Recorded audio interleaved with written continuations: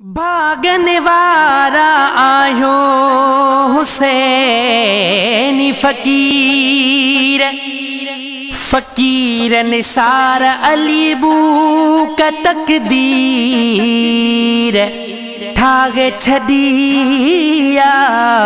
सैयद दुआ उन असा के नाज़या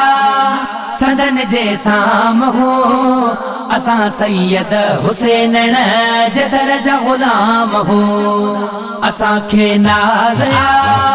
सदन जे साम हो असा सैयद हुसैन जसर जा गुलाम हो असल खां सदन जो घराणो सखी आ अम्मा फातिमा ऐ बाबो अली आ असल खां सदन जो घराणो सखी आ अम्मा फातिमा ऐ बाबो अली आ नबी जी ज़ात सां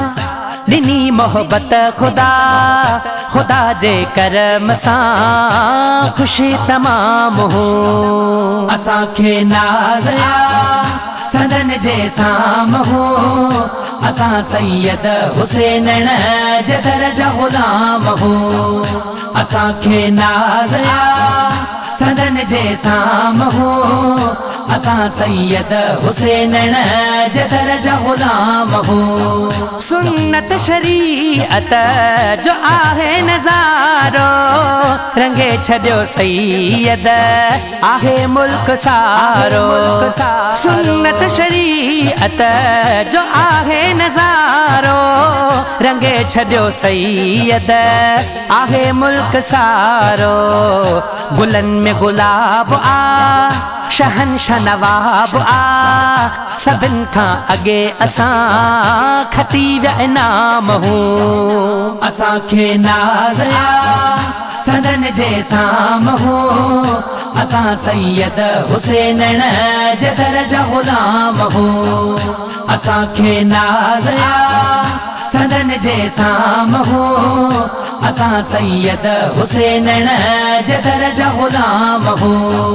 नूरानी चेहरो जंहिंजो नानो हुजूर आ ॾिसी फैज़ सैयद जो मुनकिर खे सूर आ नूरानी चेहरो जंहिंजो नानो हुजूर आ ॾिसी फैज़ सैयद जो मुनकिर खे सूर आ लखे फैज़ियाब थी वया कामयाब थी हुसैन जो ज़िके कंदा सर आम हो असा के नाज़या सदन जे साम हो असा सैयद हुसैन जसर जा गुलाम हो असा के नाज़या सदन जे साम हो असा सैयद हुसैन जसर जा गुलाम हो मालिक कबूले शलही गुलामी मुश्ताक खोड़ो बचड़ सूधो सलामी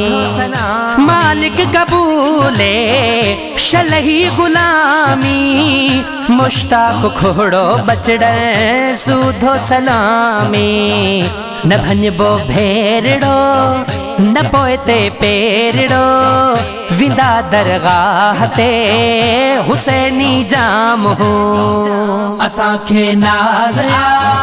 सदन जे साम हो असा सैयद हुसैन जसर जा गुलाम हो असा के नाज़या सदन जे साम हो